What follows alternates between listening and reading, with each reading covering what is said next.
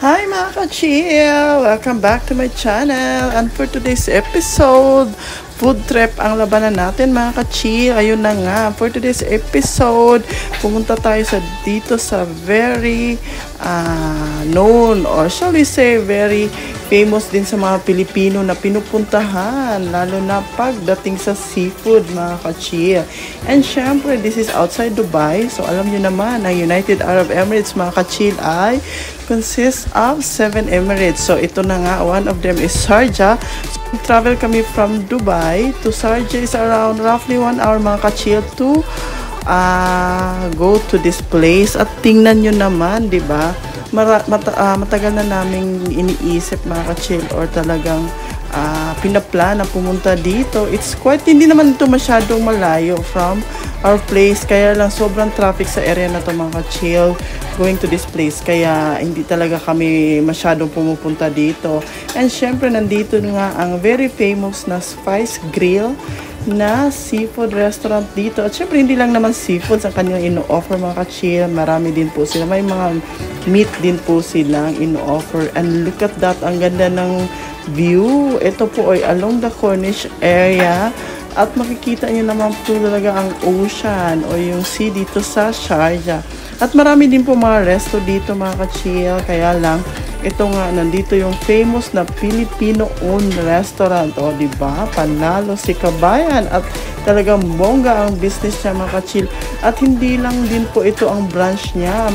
Mayroon din po siyang sa Dubai na branch, which is iba naman po ang pangalan. Pero same owner. At meron pa rin po siyang pa-Korean restaurant din. At trivia mga ka-chill, alam niyo ba, itong Spice Grill daw ito is one of the owner, or yung co-owner is si Daniel Padilla. At recently nga, nagbukas sila ng isang bagong branch sa loob ng mall dun sa Aguirre Center na called Flava, na malapit sa bahay namin. So ayun, the same, they offer the seafoods mga ka-chill at bongga.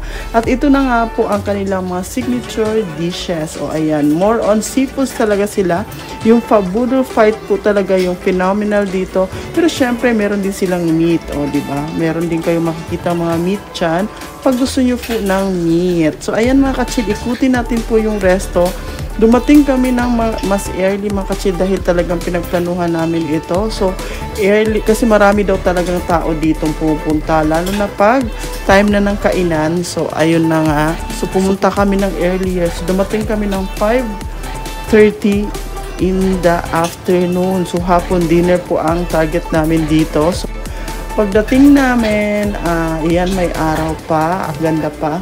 While waiting, inikot ko muna yung resto mga ka-chill. Actually, yung second floor nila, hindi pa nila pinapasukan, mga 6 PM pa daw. At gusto talaga namin hintayin yon dahil gusto namin dito sa second floor pumesto dahil bongga ang view. At makikita nyo po talaga yung mga pa-fountain nila at yung ocean. At meron pa silang elevator dito mga ka-chill. Look at that, diba? So anyway mga ka-chill, ayan, inikot ko muna yung area sa taas while waiting. Ayan po yung second floor. Ayan, bababa po tayo.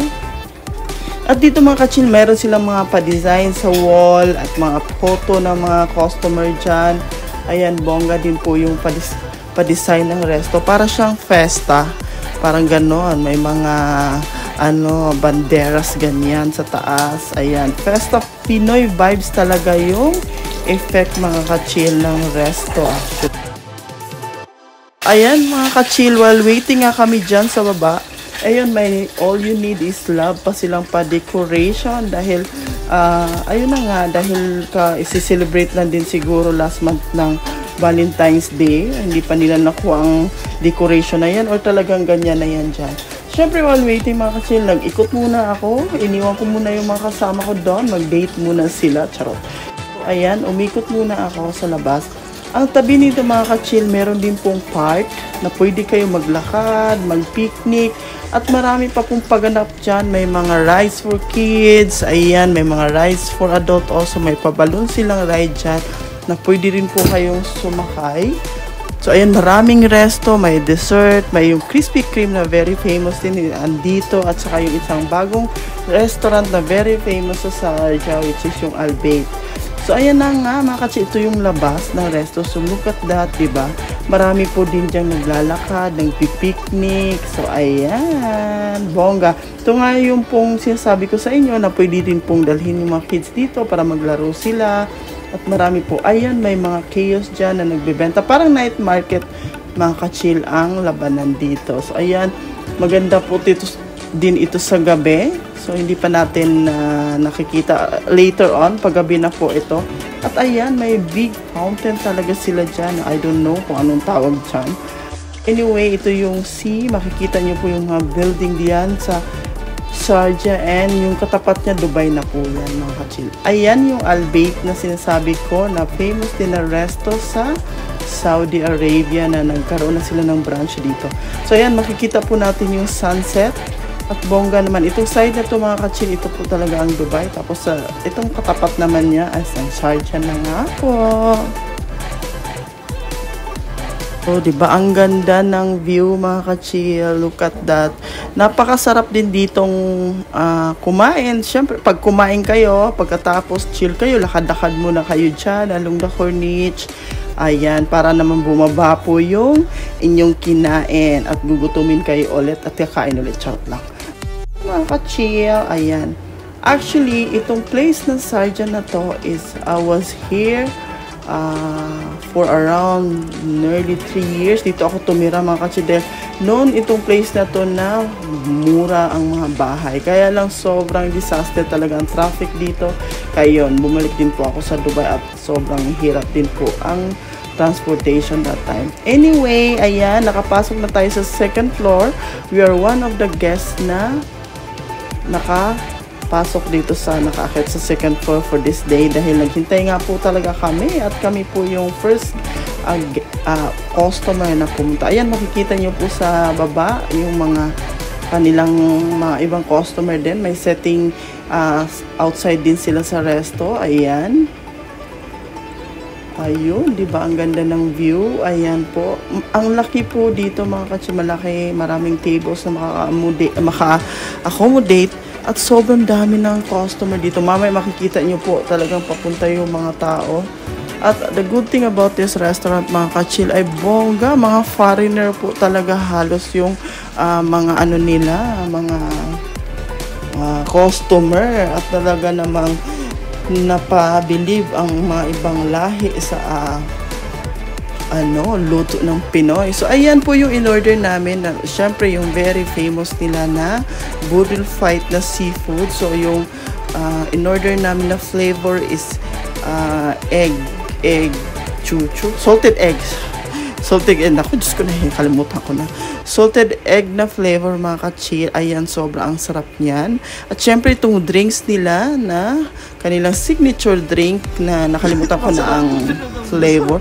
At ayan mga ka-chill, sarap na sarap kami sa dahon na yan. At hindi namin actually alam kung ano yan. At later on, we found out na lemon grass lang pala yan. O, tingnan nyo naman ang aming kinain mga ka-chill. Naubos talaga namin, di ba? At saka ito, nag-order pa kami ng extra na lobster.